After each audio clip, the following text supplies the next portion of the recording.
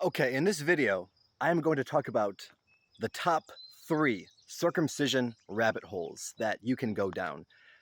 And these top 3 rabbit holes are in no particular order, and these are only my own opinion on the most screwed up rabbit holes you can find yourself tumbling down in terms of circumcision. So, first off, you have the story of David Reamer, and I'm sorry if I'm mispronouncing his name. David was born a male, and his circumcision went so bad that the doctors decided that the best option for them was to alter his genitals and force David to grow up as a woman rather than a boy. See, they screwed up David's genitals so much that the best thing they thought to do was to swap his genders, to make a V out of his D, salvaging his genitals the best way that they deemed possible. Okay, number 2 is Metsitsa Papa.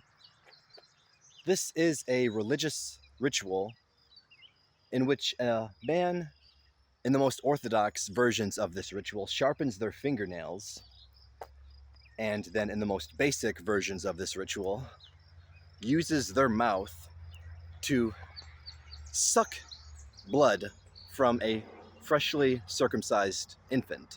The cutter uses their sharpened fingernails to do the circumcision and then uses their mouth for oral genital suction of the infant's genitals. This is a protected religious ritual in the United States of America.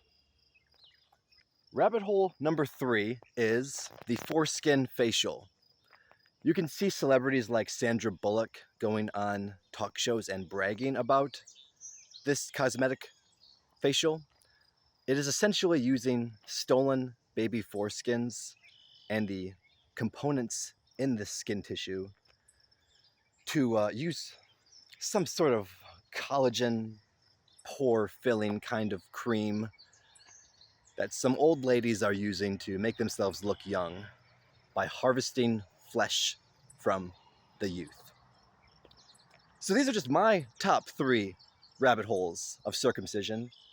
If you have rabbit holes of your own that you think are equally screwed up as these 3, be sure to leave them in the comments and let me know what you think about these things.